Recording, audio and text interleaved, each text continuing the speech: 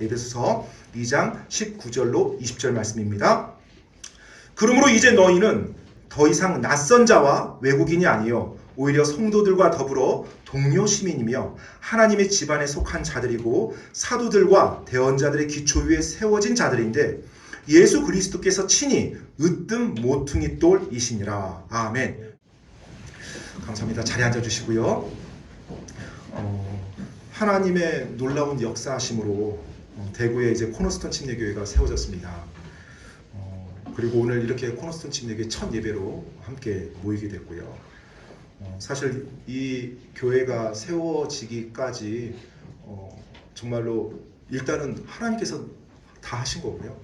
그리고 하나님께서 하실 때 또 하나님의 사람들을 저 사용하셔서 여기까지 왔어요. 그래서 정말로 첫 예배 때인데 첫 예배 말씀에서 무엇보다도 임마누엘 침례교회 우리 또 성도님들 그리고 또 호프먼 목사님 이제 저를 이렇게 파송해 주시고 그리고 모든 걸 또 후원해 주시고 그래서 이곳의 교회가 이렇게 사역이 이루어질 수 있도록 해주셔서 감사드리고 또 임마누엘 침례교회뿐만 아니라 정말로 여러 독립 침례교회들 목사님들께서 또 심지어 성도님들까지도 같이 기도해 주시고 또 격려해 주시고 또 목사님들이 조언해 주시고 그래서 오늘 이 대구 지역에 코너스톤 침례교회가 이렇게 세워질 수 있었던 것 같아요. 그래서 하나님께서 이제 많은 분들을 사용하신 것에 대해서 감사드리고요. 그리고 또 함께 개척 멤버로 하는 우리 김정수 자매, 또 황규장 형제님, 또 윤성원 자매님께도 감사드리고요. 그 한 3, 4개월 동안에 정말로 눈물과 막 감동의 시간들도 막 겹쳤었고요. 그리고 정말 하나님께 감사 찬송밖에 안 나오는 그런 시간들도 있었고요. 이 교회가 개척되는 그 과정 속에서 이제 제가 그 한가운데 있다 보니까 굉장히 두렵기도 하고 설레기도 하고 떨리기도 하는데 정말로 하나님께 감사했던 것은 내 삶을 살아가면서 하나님이 이렇게 역사하시는구나 라는 걸 제가 직접 맛본 것이 저한테 가장 큰 복인 것 같아요. 물론 힘들고 뭐 어렵고 또 여러 가지 많은 부분들이 있지만 가장 감사한 건 하나님 이렇게 역사하시는구나. 하나님 감사합니다. 하나님 이렇게 좋으신 분이구나. 하나님 감사합니다. 하나님 이렇게 예비하시는구나. 하나님 감사합니다. 계속해서 어렵고 힘든 시간들도 있었지만 그 가운데 하나님께 감사하고 하나님께 찬양하고 막 전율이 느껴지는 그런 시간들이 지난 3, 4개월 동안 진행됐었어요. 그래서 오늘 이 자리에 있는 것은 저는 좀 이렇게 말씀드리고 싶어요. 하나님의 기적이라고요. 정말로 여러분 어느 한 교회가 3, 4개월 만에 세워진다 이게 있을 수가 없는 거거든요. 하나님께서 모든 걸 계획하시고 모든 걸 예비하시고 그래서 그 길을 붙잡고 따라왔을 때 그냥 여기까지 오게 된 것 같아요. 그래서 그 하나님을 이 시간 첫 예배 때 정말로 제 온 마음 다해서 그분 찬양하고 그분께 모든 영광 돌립니다. 그리고 여러분들 오늘 이 자리에 함께 하신 여러분들께도 정말로 감사드리고요. 자, 여러분 저는 오늘 첫 예배 때 교회에 대해서 말씀드리고 싶어요. 첫 예배 때 교회 그리고 우리 이제 교회 이름이 코너스톤 침례교회잖아요. 그래서 이제 코너스톤이 이제 영어인데 우리 한글 성경에 모퉁이돌이에요. 모퉁이돌. 그래서 그 부분에 대해서 함께 같이 짧게 나누기 원하는데 교회는 예수님께서 자신의 피값으로 사신 이 땅에 존재하는 유일한 기관이에요. 알겠죠? 그러니까 가정과 국가와 교회가 있는데 하나님께서 예수님께서 피값으로 사셨다고 기록된 기관은 교회밖에 없습니다. 그러므로 교회는 살아계신 하나님의 말씀, 주님의 말씀이 반드시 기준이 돼야 돼요. 그래서 제가 한번 읽어드릴게요. 사도행전 20장 28절 말씀인데 제가 사도행전 20장 28절 말씀 혹시 성경을 찾으실 수 있으면 찾으셔도 되고 제가 박 목사님이 읽어주는 속도가 좀 빨라서 싹 지나간다 그러면 그냥 들으셔도 괜찮아요. 당황하지 마시고 편안하게 들으시면 돼요. 사도행전 20장 28절 말씀 제가 읽어드리도록 하겠습니다. 그러므로 너희 자신과 온 양떼에게 주의를 기울이라. 성령님께서 너희를 그들의 감독자들로 삼으사 하나님의 교회 곧 그분께서 자신의 피로 사신 교회를 먹이게 하셨느니라. 아멘. 자, 지금 사도행전에 나오는 내용이에요. 사도 바울이 에베소 지역에 있는 장로들, 즉 목사들을 불러서 그들에게 당부하는 내용이 이 사도행전 20장 28절에 나와 있어요. 근데 이 부분에서 보니까 우리가 두 가지를 알 수 있는데 첫 번째는 바로 그분께서 자신의 피로 사신 교회라는 표현이 나와요. 즉 여기 그분이 예수님이거든요. 그러니까 교회는 예수님의 피로 사주신 그와 같은 기관이라는 거, 그것을 하나 알 수 있고요. 두 번째는 바로 교회가 예수님이 사주신 교회니까 하나님의 말씀 안에서 그 교회가 올바르게 이끌림을 받아야 되거든요. 인도함 받아야 되거든요. 그 일을 위해서 하나님께서 교회에 보내준 사람이 있어요. 그 사람이 여기 나온 감독자, 즉 목사입니다. 그래서 이 한 구절 안에서만 보더라도 예수님께서 피값으로 사신 게 교회고요. 그 교회가 하나님 말씀 안에서 올바르게 설 수 있도록 하나님이 보낸 사람이 바로 목회자라는 거예요. 따라서 목사라고 한다면, 저도 뭐 포함되지만 목사라고 한다면 자신의 비전이나 야망, 자신의 생각을 선포하는 게 아니에요.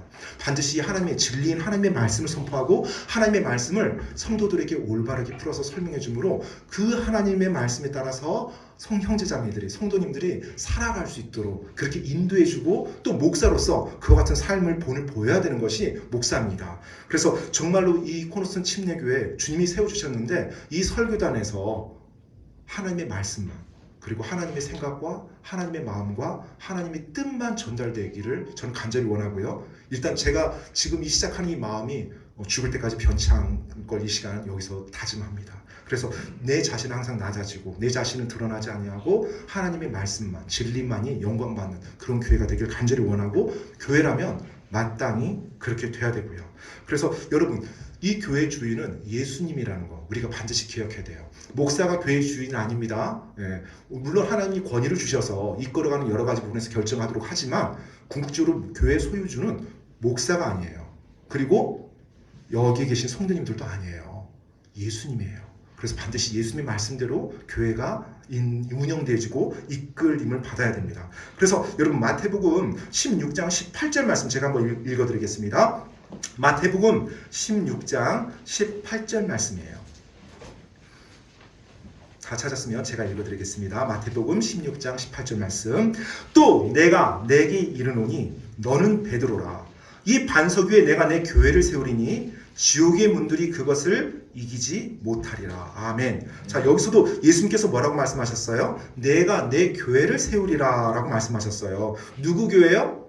내 교회예요. 내 교회. 내가 누구예요? 예수님이에요. 따라서 교회의 소유주는 다시 한번 이 말씀, 마태복음 말씀에서도 예수님이라는 걸 정확히 말해주고 있어요. 자, 골로새서 1장 18절 말씀, 제가 이건 바로 읽어드리겠습니다. 골로새서 1장 18절에 보면, 또 그분께서는 몸, 곧 교회의 머리시니라. 그분께서 시작이시요 죽은 자들로부터 처음 난 자이시니 이것은 그분께서 모든 것 가운데서 으뜸이 되려 하심이라 라고 말씀하고 있어요. 자, 골로새서 1장 18절 말씀 보니까 그분께서는 몸, 곧 교회의 머리시라고 했습니다. 그럼 교회의 머리가 누구라는 거예요? 예수님이에요. 예수님. 그러면 우리 교회를 이루고 있는 우리는 누구예요? 예수님 몸이라고 말씀하고 있어요. 그래서 그분께서 모든 것 가운데서 으뜸이 되셔야 된다고 했어요. 으뜸. 으뜸이 뭐예요? 으뜸. 여러분, 으뜸. 가장 첫 번째예요. 가장 첫 번째.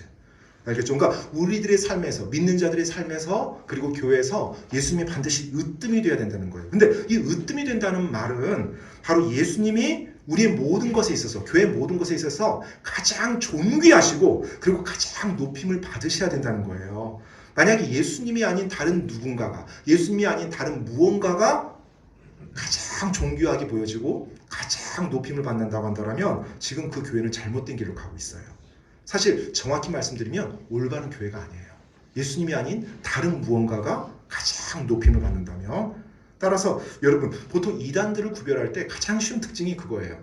예수님이 가장 존귀함 받고 있는지, 예수님이 가장 높임 받고 있는지. 이단들은 보통 교주들이 자기가 예수라고 말하기도 하고, 예수가 뭐 그냥 사람이라고 말하기도 하고, 그리고 다른 어떤 존재를 항상 더 높이 세워요. 그래서 그 말을 따라야 된다고 말하거든요. 그래서 여러분, 정말로 교회라고 말하는데 예수님이 으뜸이 되지 않는다. 그럼 심각한 문제입니다. 그리고 예수님이 반드시 으뜸이 돼야 되고, 그걸 통해서도 여러분이 이 교회가 올바른 교회인지 올바르지 않은 교회인지 분별할 수 있어요. 하나님의 말씀에 따라서. 그래서 오늘 첫 번째, 저는 예수님께서 교회의 머리가 되시고 예수님께서 교회의 주인이 되시고, 그래서 이 교회 안에 행하는 모든 것들이 예수님이 가장 으뜸이 되셔야 된다는 거예요. 우리 교회가 여러 가지 일들, 여러 가지 활동들을 할 수 있어요. 이 지역사회에 선한 일을 베풀 수도 있고 또 나중에 교회가 커질 때 어떤 선한 영향력을 베풀 수도 있습니다. 하지만 중심은 바로 예수님이에요. 그리고 예수님이 으뜸이 돼야 돼요. 근데 예수님이 으뜸이 되지 않은 가운데 어떤 선한 일, 어떤 선한 행동들, 어떤 활동들, 어떤 행사들, 이것이 만약에 중심이 되고 이것이 으뜸이 된다면 그건 교회가 지금 잘못된 방향으로 가고 있는 거예요. 정말로 예수님, 그분의 말씀, 그분의 복음, 바로 그분의 생명이, 그분의 사랑이 첫 번째 교회에서는 우선이 돼야 됩니다. 그래서 정말로 코너스톤 침례교회에서 예수님이 첫 번째로 오는 으뜸이 되길 간절히 원하고 있고요. 만약 예수님이 으뜸이 아니시라면 코너스톤 침례교회가 나중에 시간이 지나서 엄청난 예배당을 지었어요. 시간이 지나서 엄청난 물질을 가지고 있어요. 시간이 지나서 성도들이 엄청나게 많아졌어요. 다 잘못된 거예요. 예수님이 으뜸이 되지 않는다면. 그것은 교회가 아니라 종교 집단이고 그냥 종교하는 그냥 활동이에요. 정말로 살아계신 우리 주님을 섬기는 곳이 아닌 거예요. 그래서 목사로서 저는 나중에 제가 목자장이신 예수님 앞에 설 텐데 그때 예수님 앞에 서서 저 교회 이 땅에서 목회를 하고 왔어요. 예수님 앞에서 칭찬받고 싶지 책망받고 싶지 않아요. 너가 결국은 목회를 하고 내 말씀의 사역을 하려고 했더니 너 자신만 이렇게 높여놨구나. 이런 말, 정말 그런 말 듣는다면 참담할 것 같아요. 그리고 또한 코너스톤 침례교회에서 하나님을 섬기고 수고하시는 이제 성도님들이 이제 나오실 텐데 정말로 이 코너스톤 침례교회에서 열심히 주님을 사랑하고 섬겼던 성도님이 나중에 천국 갔더니 나중에 알고 봤더니 예수님이 으뜸이 아니었어. 그분의 삶에서. 저는 그와 같은 시간들이 있는 것이 상상하기조차 싫어요. 그래서 정말로 이 코너스톤 침례교회에서 그리고 목회하고 섬기는 모든 분들이 또 오늘 방문하신 우리 귀한 성도님들이 여러분의 교회에서 여러분이 섬기실 때 하나님 앞에서 칭찬받는 그와 같은 하나님 예수님을 섬겼으면 좋겠어요. 그렇게 되기 위해서는 어떻게 돼요? 예수님이 으뜸이 되셔야 돼요. 모든 것에 가장 존귀함 받고 영광 받으면 됩니다. 그래서 정말로 내 삶에서 예수님이 으뜸이 되시는가 한번 질문해 보면 참 좋은 질문이에요. 내 안에. 그리고 우리 교회에서는 예수님이 으뜸이 되시는가 한번 돌아보면 정말로 우리 자신을 한번 돌아볼 수가 있어요. 즉 내 삶에서 예수님이 으뜸이 되시는가? 이건 뭐예요? 현재 내가 가장 관심을 가지고 있고 내가 가장 신경 쓰는 것이 예수님이신지 그리고 예수님의 말씀이신지 그리고 예수님과의 관계인지 이거 돌아보는 거예요.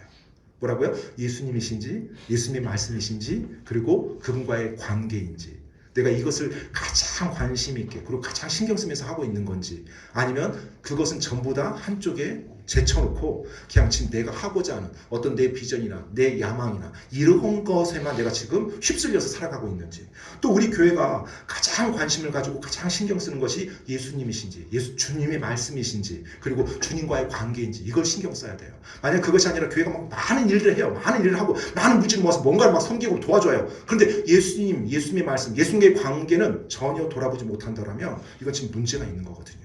그래서 정말 이곳에 계신 한 분 한 분의 삶이 예수님이 가장 으뜸이 되는 그와 같은 삶이 되길 바라고 이곳에 세워진 코너스톤 침례교회가 예수님이 가장 으뜸이 되는 그런 교회가 되길 정말로 간절히 원하고 기도하고 또 그 일을 위해서 저는 온 마음 다해서 나가려고 작정을 합니다.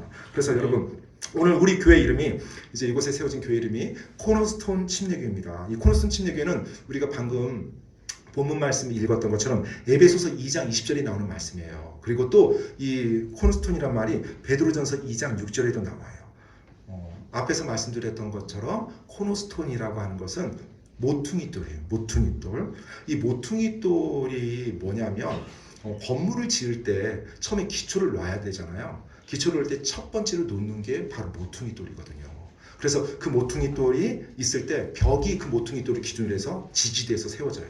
그리고 옛날에 우리나라에서 집을 지을 때 보통 주춧돌이라고 하잖아요. 주춧돌. 주춧돌이 뭐예요? 집을 세울 때 모든 하중을 견딜 수 있도록 기둥을 먼저 세우거든요. 기둥. 그리고 그 기둥에다 볼을 걸어요. 그리고 그 볼을 걸어놓고 모든 집이 이제 거기에 딱 지지돼서 서는 거예요. 근데 그 기둥을 세울 때 기둥 밑에 흔들리지 않게 세우는 것이 주춧돌이에요. 그래서 그 주춧돌이 일단 잘 이제 세워져야 그 위에 기둥을 놓을 수 있고 그 기둥에 볼을 걸치고 모든 집을 다 그 안에 딱 안착시켜서 세워나갈 수가 있거든요. 즉 코너스톤이라고 한다면 건물을 지을 때 가장 중심이 되고 중요하고 건물의 모든 하중을 다 견딜 수 있는 그 같은 굉장히 중요한 돌이에요. 그런데 이제 제가 이제 처음에 예수님 믿고 나서 이 모퉁이돌이라는 말을 들었을 때 모퉁이돌 하면 어떤 느낌 드세요? 보통 모퉁이돌? 구석돌이고, 그러니까 저는 모퉁이돌 별 볼 일 없는 돌 이런 느낌이 먼저 들었어요. 그러니까 당시 뭐 건축도 모르고 뭐 집 짓는 것도 해본 적도 없고, 아니, 모퉁이돌 하면 모퉁이에 있다, 아니 구석에 있다. 그럼 뭐야? 항상 드러나지 않고 별 볼 일 없으니까 이렇게 소위 말해서 짱 박혀 있는 그런 거. 모퉁이돌, 예수님 별 볼 일 없네, 뭐 이런 식으로. 근데 나중에 건축이라든지 이 집이라는 걸 알고 보니까 그게 아닌 거예요. 이 모퉁이돌 없으면 집이 무너지는 거예요. 가장 중요하고 가장 소중하고 가장 튼튼한 것이 그 집에서, 그 건물에서 모퉁이돌인 거예요. 근데 오늘 성경 말씀에 보면 예수님을 모퉁이돌이래요. 바로 교회의 모퉁이돌, 우리 믿음의 모퉁이돌이요. 그래서 그 모퉁이돌이 있을 때 집이 무너지지 않아요. 그런데 여러분, 이 모퉁이돌이 처음에 세워졌는데 갑자기 어느 시간에 싹 빠져요. 그러면 집이 어떻게 될까요? 기울어져요. 그리고 결국 무너져요. 기울어지면 무너집니다. 근데 때때로 이제 바로 안 무너지기도 해요. 그렇죠? 왜? 벽들이 서로 붙여 있으니까. 모퉁이돌이 빠졌어도. 하지만 무너질까요? 안 무너질까요? 무너지죠. 당연히 무너집니다. 모퉁이들이 없다, 그럼 반드시 무너지게 돼 있어요. 우리는 때때로 이번에 비바람이 세게 몰아닥쳐서, 폭풍우가 몰아닥쳐서 저 건물이 무너졌대, 이렇게 표현해요. 그런데 비바람이 세서, 폭풍이 세서 무너지는 게 아니에요. 특히 주님의 이 집은요. 앞에 마태복음에서 말씀드렸지만 지옥의 문이 결코 이기지 못한다고 했잖아요. 근데 현실 보면 지옥의 문에 무너지는 교회들이 많이 보여요. 그렇죠? 왜 그럴까요? 그 교회에 큰 문제가 있어서 거친 비바람을 맞아서 그 집을 지어주실 때, 만약 그 집이 진짜 예수님이 지으신 집이고 예수님이 핏값으로 사신 교회라면 그 집을 지어주시는 설계자분이요, 비바람이나 어떤 폭풍이 와도 무너지지 않게 설계해 주셨어요. 그런데 그 집을 짓는다고 하는 사람들이 코너스톤을 빼버린 거예요. 그리고 시간이 지나면서 코너스톤이 빠져버린 거고요. 당장 무너지지는 않고 서 있는 것처럼 보여요. 그런데 비바람이 오니까 무너져요. 비바람이 너무 셌네, 폭풍이 너무 셌네, 시련이 너무 가혹했네, 그래서 무너지네 라고 사람들은 말할 수 있어요. 하지만 우리가 하나님 말씀 보면 비바람이 세서 무너지지 않아요. 코너스톤이 코너스톤 자리에 있지 않아서 무너지는 거예요. 그래서 정말로 우리 설계자께서는 완벽하게 설계하셨거든요. 설계자가 누구예요? 하나님. 하나님께서 실수하지 않으시거든요. 그런데 그 설계자가 설계한 대로 사람들이 그렇게 집을 안 지었거나, 아니면 그렇게 집을 지었다 할지라도 시간이 지나면서 가장 중요한 코너스톤을 방치하고 빼버린다든지 그럴 때. 그래서 여러분, 내 삶에서 정말로 코너스톤이 코너스톤으로 계시는지, 그리고 우리 교회의 모든 것에 있어서 코너스톤 예수님을 의지하고 있는지, 그래서 정말로 온전히 예수님을 의지하는 교회, 그 교회가 예수님이 코너스톤인 교회인 거예요. 온전히 예수님을 의지하는 교회가 바로 예수님이 코너스톤인 교회입니다. 여러분, 제가 이제 코너스톤 얘기를 잠깐 하려고 하는데, 이 코너스톤, 모퉁이돌이죠. 이 모퉁이돌에 모든 집의 하중이 다 걸리게 돼 있어요. 모든 집의 하중이 다. 그러면 예를 들어서 이게 제가 모퉁이돌이라고 가정해 볼게요. 이게 이 모든 집의 하중이 여기에 다 걸려요. 그리고 마땅히 걸려야 되고요. 교회는 예수님이 모퉁이돌이라고 했어요. 으뜸 모퉁이돌이요. 여기에 모든 게 다 걸려 있어야 돼요. 여기에 모든 게 다 의지돼야 돼요. 그게 교회예요. 건물도 마찬가지고요. 자, 여기에 의지하는데 저는 오늘 이 부분에 대해서 이제 여러분과 같이 짧게 나누려고 해요. 내 모든 것을 여기에 다 의지한다는 의미가 어떤 의미일까요? 여러분, 여러분께 제가 질문해 볼게요. 여러분의 모든 것을 의지할 수 있는 사람이 있습니까? 여러분의 모든 것을 의지할 수 있는 사람. 모든 거라고 말하면 약간 좀 모호한가요? 그럼 좀 이렇게 표현해 볼게요. 여러분의 생명까지도 내가 저 사람한테 의지할 수 있어. 그 말은 무슨 말이에요? 내 생명까지도 의지할 수 있다. 내 생명을 책임지는 거죠. 저 사람한테. 저 사람이 내 생명을 앗아간다 할지라도 나는 다 맡기는 거예요. 의지하는 거니까. 그렇죠. 그럼 표현해 볼게요. 내 모든 걸 의지한다. 그럼 내 생명까지도 그 사람에게 의지할 수 있는 대상이 있는지. 내가 예수님을 코너스톤으로 의지한다. 그럼 내 모든 걸 의지한다는 거거든요. 근데 그냥 대충 의지하고 반만 의지하면 괜찮아요. 근데 내 모든 것을 의지해야 되거든요. 그러려면 조건이 있어요. 내가 그분을 사랑해야 돼요. 여러분 사랑하는 사람에 의해서는 여러분 생명 다 그 사람한테 맡기죠. 제가 이 말씀을 준비하면서 한 예화가 이제 딱 떠올랐어요. 바로 아브람과 이삭의 사건이 딱 떠오르더라고요. 아브람과 이삭. 여러분 그 창세기 22장에 보면 아브람이 그 아들 이삭을 데리고 하나님의 말씀에 따라 하나님의 명령에 순종해서 번제 헌물로 드리는 그 내용이 나와요. 창세기 22장입니다. 그런데 그 내용에 보면 이제 우리가 이제 아시는 분들도 많겠지만 정말로 믿음의 순종이 무언지 그 정수를 보여주는 내용이거든요. 성경에 100세가 돼서 난 아들을, 그리고 그 아들을 통해서 하나님이 정말로 너희 후손을, 너희 자손을 하늘의 별들과 같이 많게 해주고 그 아들을 통해서 메시아가 올 거라고 약속해 주셨는데 그 아들을 하나님이 번제물로 드리래요. 그 아들이 얼마나 사랑스러웠겠어요. 아브라함 입장에서. 그리고 그 아들이 얼마나 귀했겠어요. 차라리 자기 생명 내놓으라면 내놓기가 더 쉽겠죠. 근데 하나님이 그 아들을 하나님께 바치라고 말한 거예요. 그리고 3일 동안 그 모리아 산을 걷습니다. 그리고 여러분도 알다시피 아브라함이 믿음으로 그 아들을 하나님께 드려요. 하나님이 그 순간 강권적으로 개입하시죠. 그리고 어린 양을 준비해서 이삭 대신에 그 어린 양을 하나님께 드리라고 합니다. 정말 아름답게, 우리는 그 스토리를 알고 있으니까 아름답지만 그 아브라함은 엄청난 믿음의 그 시험이었거든요. 우리가 이 내용을 볼 때 정말로 순종을 배우고 아브라함을 본받고 이 내용 맞아요. 예, 그 내용 좋습니다. 근데 저는 오늘 여러분들께 이 이야기를 하면서 이삭을 좀 잠깐 얘기하고 싶어요. 이삭이요. 아브라함은 하나님께 말씀을 들었어요. 그리고 하나님을 사랑했어요. 그리고 하나님을 통해서 이미 수많은 감동을 느꼈어요. 하나님 통해서 자기 생명을 건졌어요. 하나님을 정말로 친밀하게 사랑했어요. 그래서 그 하나님의 말씀을 따르기로 결단하고 하나님의 약속을 의지하기로 결단하고 이삭을 데려갑니다. 자, 그럼 이제 이삭 입장에서 볼게요. 이삭은 아버지가 자기를 데려가요. 그리고 아버지가 자기를 줄로 묶어요. 그리고 아버지가 자기를 장작더미 위에 세워요. 그리고 칼을 꺼내서 죽이려고 해요. 이 당시 이삭의 나이가 많은 이제 신학자들은 한 30 정도로 봅니다. 어린아이가 아니라 5살, 6살 꼬마가 아니라 한 30 정도 돼요. 실제로 여러분 아브라함이 자기 종 2명과 노새를 데리고 갑니다. 가다가 나중에 이제 가까이 이르니까 어떻게 돼요? 자기 아들 이삭에게 그 모든 번제물로 쓸 나무를 다 지게 해요.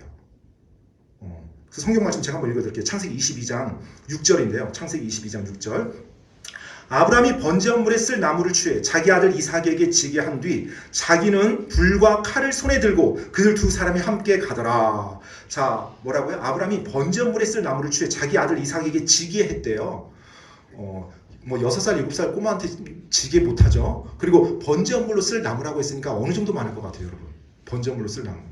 캠핑 갈 때 뭐 장작 한 더미? 그렇게 들고 들어가요? 고기 구워 먹을 정도? 아니죠. 번제물이라고 하면 양을 다 태워버려야 돼요. 동물 한 마리를 다 태워야 돼요. 그러면 이 장작더미가 얼마나 많아야 될까요?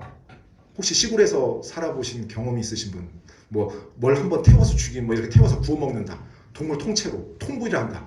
얼마나 필요할까요? 근데 양 한 마리를 엄청나게 많겠죠. 적은 거 아닙니다.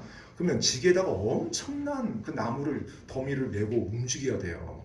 근데 그것을 누가 했어요? 이삭이요. 이삭은 아주 젊은이였고요. 강한 남자였어요. 이 당시. 반면에 아브라함은요. 이미 100세가 훨씬 넘었겠죠. 이삭이 청년이니까. 연로한 아버지였어요. 근데 그 아버지가 그 이삭을 포승줄로 묶어요. 결박을 합니다. 그리고 그 번제물로 쓴 그 나무를 깔아놓고 그 위에 올라가게 그 위에 앉혀놔요. 그러면 여러분 그 모든 과정 속에서 이삭이 아버지에게 어떻게 했다는 거예요? 순종했다는 거예요. 자기 생명까지 내주면서. 어떻게 이삭이 그렇게 아버지에게 순종할 수 있었을까요? 물론 아브라함이 자녀 교육도 잘 시켰을 것 같아요. 저는 아브라함이 하나님의 말씀대로 이렇게 실제로 창세기 여러분 펴시펴놓고 18장 19절에 보면 하나님이 아브라함에 대해서 칭찬하는 내용이 나오는데 그 부분에 이렇게 내용이 나와 있어요. 창세기 18장 19절입니다. 이는 내가 그를 알기 때문이라. 그가 자기 아이들과 자기 뒤에 있을 자기 집안 사람들에게 명령함으로써 그들이 주의 길을 지켜 정의와 판단의 공의를 행하게 하리니 이로써 주가 친히 아브라함에 관하여 말한 것을 그에게 이루리라 하시고. 아멘. 자, 이 말씀에서 보니까 지금 아브라함에 대해서 하나님이 칭찬하고 있어요. 뭘 칭찬하고 있어요? 자기 아이들과 자기 뒤에 있을 집안 사람들에게 명령했대요. 뭘 명령해요? 주의 길을 지켜서 정의와 판단의 공의를 행하게 했다는 거예요. 이 당시 아브라함의 집안의 식솔들이 한 1000명이 넘는다고 많은 사람들이 예측합니다. 왜냐하면 그 집안에서 태어나서 자란 군인들이 300명이 넘었거든요. 그러니까 거의 뭐 한 1000명 정도 되는 식솔들이 있었어요. 그 식솔들을 거느리고 다니는데 아브라함이 어떻게 했다는 거예요? 자기 집안에 있는 모든 식솔들을, 자기 자녀를 포함해서 주의 길을 지켜서 정의와 판단의 공의를 행하겠대요. 정말 대단한 아버지 아니에요? 요새는 자녀 몇 명만 돼도 그 자녀 하나님 말씀으로 양육하기도 힘들어하는데 어마어마한 진짜 능력이에요. 그러니까 이렇게 하나님에게 헌신됐던 사람이 아브라함이었어요. 그러면 이삭이 그 아버지 아브라함에게서 잘 배웠을까요? 안 배웠을까요? 잘 배웠을 거예요. 그리고 하나님이 자녀에게 명령했던 거 가장 중요한 게 뭐예요? 부모님께 순종하는 거죠. 그럼 아브라함이 그 일을 자기 아들 이삭에게 훈련시켰을까요? 안 시켰을까요? 저는 100% 훈련시켰다고 생각돼요. 그래서 정말 이삭은 아버지 아브라함에게 순종하는 아들이었을 것 같아요. 그런데 여러분, 순종할 때요, 정말로 이삭이 두려워서 아니면 자기가 순종해 아버지한테 뭘 얻어내니까 이런 자세로 순종했다라면 자기를 죽이려고 결박했을 때 그렇게 순순히 그 자리에 가 있지 않습니다. 반항을 할 거예요. 아니면 태도가 이상하거나. 아버지 왜 그러세요? 하면서 자기가 이제 아버지한테 항상 뭔가를 기대하면서 순종했어. 아니면 순종하라니까 어쩔 수 없이 순종했어. 만약 이런 자세로 순종했다면 자기를 줄로 묶고 자기를 칼로 치려고 하는 아버지를 향해서 어떻게 할 것 같아요? 반항하죠. 그리고 그냥 순조롭게 가지는 않을 거예요. 왜 그러세요? 아버지 정신 나갔어요? 막 이렇게 할 텐데 성경은 그런 내용이 하나도 없어요. 그대로 가서 순종해요. 자기가 지금 아버지로부터 죽임을 당할 수도 있을 것 같은데 이삭의 마음이 어땠을까요? 이삭의 마음이 어떻게 그렇게 될 수 있어요? 뭐 오늘날 말하는 뭐 가스라이팅 당했나요? 이삭이? 아버지한테? 그거 아닌 거 아시죠? 이삭이 30세 정도 됐어요. 저는 이 내용 딱 봤을 때 이삭이 아버지를 정말로 사랑했구나. 이게 느껴졌어요. 저한테 딱 비춰보니까 그래요. 아버지 사랑하지 않고는 이렇게 할 수 없어요. 그 젊은이가 아버지를 정말로 존경하고 사랑했구나. 그리고 저 아버지가 하나님을 정말로 신실하게 사랑해요. 근데 하나님의 말씀에 순종하고 하나님께 경배한대. 그런데 나를 묶어요? 그리고 나를 희생으로 드리려고 해요. 아버지가 나를 죽인다면 나는 죽으리라. 왜? 내 그 아버지 사랑하니까. 그러니까 이게 이런 장면이 가능해요. 아버지를 사랑해서.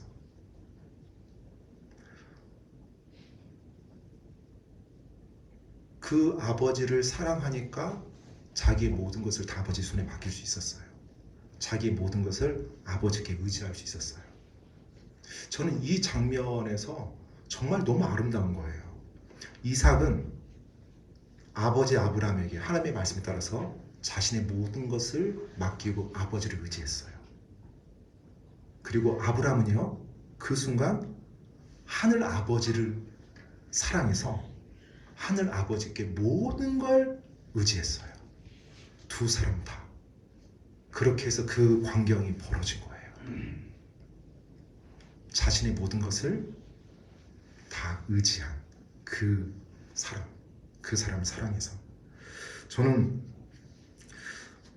우리가 예수님이 코너스톤이 되신다는 그 의미를 이렇게 묵상하면서 예수님이 내 삶의 진정한 코너스톤이 되기 위해서는, 그리고 주님이 세운 이 교회의 진정한 코너스톤이 되기 위해서는 내 모든 걸 걸어야 되거든요. 내 모든 걸 의지해야 돼요.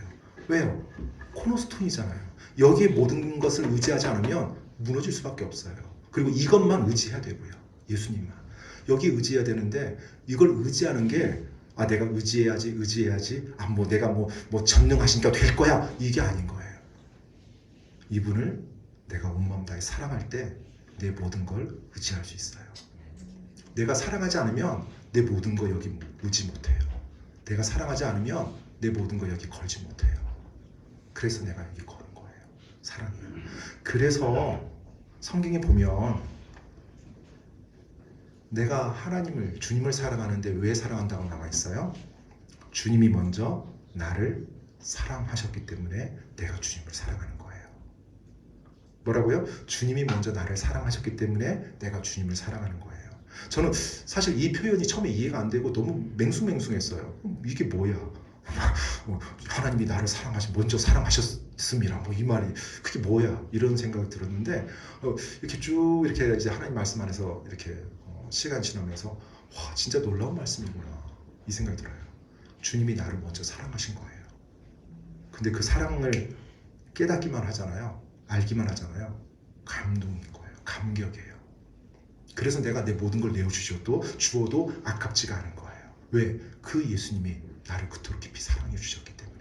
그 예수님이 자신의 모든 것을 죽기까지 내어주면서 나를 사랑하셨기 때문에.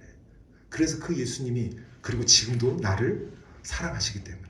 그리고 그 예수님이 영원히 나를 사랑하실 것이기 때문에. 그래서 내 모든 걸 그분께 의지해도 나는 아쉬울 게 없어요. 오히려 그게 복이죠. 내 모든 걸 그분께 걸어도 내가 두려울 게 없어요. 왜요? 그게 마땅한 거니까요. 그리고 그분을 위해서 내 모든 것을, 내 생명까지 내어준다 할지라도 그게 후회가 없는 거예요. 성경에 보면 사도행전에 스데반이 나옵니다. 또 스데반 침례교회에서도 오신 형님들도 자매님 계신데 스데반이 나와요. 자, 세상 사람들 볼 때 스데반을 보면 참 안타깝고 너무나도 억울한 것처럼 보여져. 너무나도 비참한 삶을 산 것 같아요. 왜? 너무나도 황당하게, 너무나도 억울하게 죽었잖아요. 하지만 스데반은요, 그 예수님이 사랑했거든요. 왜냐하면 예수님이 자기를 사랑한 걸 자기는 알았어요. 죽기까지. 그래서 그 예수님께 자기 모든 걸 내어드린 거예요. 그리고 그 예수님 위해서 죽는다는 것이 자신에게 큰 영광이었던 거. 그래서 그 죽는 순간까지도 정말 아름다운 모습으로 예수님을 사랑을 고백하며 정말 천사의 얼굴이라는 표현까지 들으면서 떠났잖아요. 스데반은 모든 것을 걸었던 사람이에요. 누구에게? 예수님께. 예수님이 그의 삶의 코너스톤이 됐던 거예요. 저는 오늘 이 시간 여러분과 제가 그 예수님을 내 삶의 코너스톤으로 삼으며 살아가는 그리스도인이 되길 원해요. 그리고 이곳에 있는 이 코너스톤 침례교회가 또 오늘 방문해 주신 여러분들의 교회가 정말로 예수님을 코너스톤으로 삼는 교회가 되길 원해요. 근데 코너스톤은 어떻게 삼아야 돼요? 내가 그분을 사랑하면 돼요. 온 마음 다해서 그분을 사랑하고 온 생각과 내 온 혼을 다해서 그분을 사랑할 때 나는 자연스럽게 그분께 내 모든 걸 의지하게 돼 있어요. 내가 그분께 모든 걸 의지할 때 그분이 내 삶의 코너스톤이 되어주시는 거거든요. 그럴 때 절대 흔들림 없어요. 내 삶에 어떠한 폭풍 후 비바람이 몰아닥친다 할지라도 결코 무너질 수 없어요. 우리 주님이 세우신 이 교회에 어떠한 시련과 비바람이 몰아닥친다 할지라도 예수님이 코너스톤으로 있는 이상 절대로 흔들리지 않아요. 왜? 반석 위에 세워졌기 때문에. 저는 양주에 있는 임마누엘 침례교회 포함해서 모든 여러분이 오신 교회들, 스데반 침례교회 여러 교회들이 정말로 그와 같이, 그리고 이곳에 세워진 코너스톤 침례교회가 정말로 예수님을 코너스톤으로 삼는 그와 같은 교회가 되기를 간절히 하나님께 구하고 바랍니다. 갈라디아서 2장 20절 말씀 한 구절만 여러분과 나누고 이제 마치겠습니다. 갈라디아서 2장 20절 말씀에 보면 아마 여러분 암송으로도 많이 하셨을 거예요. 저도 대학교 때 예수님 믿고 구원받고 나서 이 구절 먼저 암송했던 것 같아요. 갈라디아서 2장 20절 말씀 제가 한번 읽어드리겠습니다. 내가 그리스도와 함께 십자가에 못 박혀 있으나 그럼에도 불구하고 사노라. 그러나 내가 아니요 그리스도께서 내 안에 사시느니라. 나는 지금 내가 육체 안에서 사는 삶을 나를 사랑하사 나를 위해 자신을 주신 하나님의 아들의 믿음으로 사노라. 아멘. 이 말씀 읽을 때마다 막 가슴이 설레지 않습니까? 내가 그리스도와 함께 십자가에 못 박혀 있으나 그럼에도 불구하고 사노라. 정말 멋있는 말이에요. 그러나 내가 아니요 그리스도께서 내 안에 사시느니라.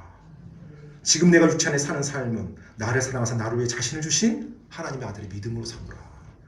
여러분 이 말씀을 보면 바로 예수님을 코너스톤으로 삼는 삶이 나와요. 그리스도께서 내 안에 사시는 거예요. 그리고 그분이 내 안에서 그분이 살아가시는 삶. 그게 바로 크리스천의 삶이에요. 뭐라고요? 내가 살아가는 게 아니에요. 그분이 살아가시는 거예요. 나는 어떻게 됐어요? 이미 십자가에 못 박혀 있어요. 그리고 그분이 내 안에서 살아가는 삶. 자, 그분이 내 안에서 살아가는 삶이 어떤 삶이에요? 내 모든 것을 그분께 의지하는 삶이에요. 내 모든 걸 그분께 의지하는 삶. 내가 누군가에게 전적으로 의지했어요. 내가 전적으로 의지했어요. 그러면 내가 여기 내 모든 걸 여기 다 의지했어요. 그러면 얘가 움직이는 대로, 이 코너스톤이 움직이는 대로 내가 움직여요, 안 움직여요? 움직이죠. 움직여요. 마치 우리 아빠가 어린 자녀를 이렇게 업어줬을 때, 어린 자녀 이제 움직이는 건 뭐에 좌우돼요? 아빠한테 좌우되죠. 왜? 아빠한테 자기 몸 모든 걸 다 의지했으니까. 그렇죠. 그렇게 가야 돼요. 근데 갑자기 애가 안 업혀요. 그리고 땅바닥에서 땡깡을 부려요. 한쪽만 아빠가 잡는데 계속 질질 끌려다녀요. 그러면 그대로 움직여요, 안 움직여요? 안 움직이죠. 예수님을 코너스톤으로 삼지 않을 때 우리들의 삶이, 내 삶의 어떤 탐욕이나 어떤 나의 죄에 대한 속성이나 그런 것으로 인해서 내가 내 모든 걸 주님께 의지하잖아요. 그럼 어떻게 돼요? 예수님이 가는 대로 못 가요. 그리고 예수님 가는 걸 내가 오히려 방해해요. 그러면 예수님 내 안에서 살아가셔야 되는데, 내 안에 예수님이 계시기는 하시지만 내 안에서 예수님이 살아가시지는 못해요. 내 육체가 계속 나를 이끌어가니까. 그 삶은 예수님이 코너스톤인 삶이 아닌 거예요. 예수님이 코너스톤인 삶은 그분께 내 모든 걸 의지하는 삶이에요. 그리고 내 안에서 그분이 살아가시는 삶. 갈라디아서 2장 20절의 그 삶이 바로 내가 예수님을 온전히 내 삶의 코너스톤을 삼는 삶인 거예요. 그리고 교회가 온전히 예수님을 코너스톤을 삼는 교회가 되는 겁니다. 이것을 다른 말로 성령 충만한 삶이라고도 표현을 해요. 그래서 정말로 오늘 이 자리에 함께한 첫 예배에 함께한 우리 귀한 성도님들, 형제 자매님들, 여러분의 삶에 예수님이 코너스톤이, 모퉁이 돌이, 그와 같은 크리스찬의 삶이 되길 바라고요. 그렇게 되기 위해서 뭐라고요? 어떻게 돼야 된다고요? 가장 사랑해야 돼요. 예수님 정말로 사랑해야 돼요. 그리고 그 사랑이 푹 빠져야 되고요. 그 사랑에 겨워야 되고요. 그리고 그 예수님을 한번 여러분 느껴보십시오. 그 예수님을 체험해 보십시오. 예수님이 얼마나 좋으신 분인지. 그것을 맛을 볼 때 내 모든 걸 내어드려도 아깝지 않고 내 모든 걸 마땅히 의지해야 될 분이거든요. 그와 같은 삶을 살 때 예수님이 여러분 안에서 살아가세요. 그리고 그 삶을 살았을 때 나중에 저 천국 가서 예수님 앞에 섰을 때 예수님께 눈물을 흘리며 감격하며 포옹할 수 있어요. 지난 그 1월 초에 임마누엘 침례교회에서 저를 이제 파송 예배를 해주면서 정말 태어나서 제가 그렇게 울어본 게 처음이었던 것 같아요. 태어나서. 그리고 많은 이제 형제님들 또 집사님들 이렇게 포옹하면서 정말로 많은 감동이 있었거든요. 그 예수님으로 인해서 만나고 서로 의지하고 함께 살다가 예수님 때문에 또 다른 곳에서 헤어져야 되는, 그렇죠. 정말 많은 감동이 있었어요. 그리고 이분들로 인해서 너무 감사했고, 근데 저는 진짜 눈물을 흘리고 감격해야 될 순간은 나중에 천국에서 예수님 만났을 때예요. 천국에서 예수 만날 때 정말로 감격하려면 어떻게 해야 될까요? 내가 그분을 사랑해야 돼요. 온 마음 다해서. 내가 사랑하지도 않는데 만났어. 예수님 구원은 받았어요. 근데 별로 사랑하지 않았어. 예수님 딱 만났어. 민송에서 저 왔습니다. 근데 내가 정말 내 모든 걸 의지하면서 그분 사랑했어. 근데 그분을 만났어요. 얼마나 많은 감동과 감격이 눈물, 그리고 그분 앞에서 행복할까요? 그리고 그분이 나를 얼마나 칭찬해주고 나를 위해서, 내가 그 상급을 바라해서 그거 한 건 아니지만 나에게 많은 상급을 허락해주시고 보너스죠 진짜로. 저는 이곳에 계신 한 분 한 분의 삶이 그런 삶이 됐으면 좋겠습니다. 그리고 이곳에 세워진 코너스톤 침례교회 정말 그런 하나님의 사람들이 와서 이제 성장하고 또 하나님 모르는 사람들이 구원받고, 그래서 정말로 복음의 빛과 진리를 바라는 아름다운 코너스톤이 되는 그와 같은 교회가 되길 원합니다.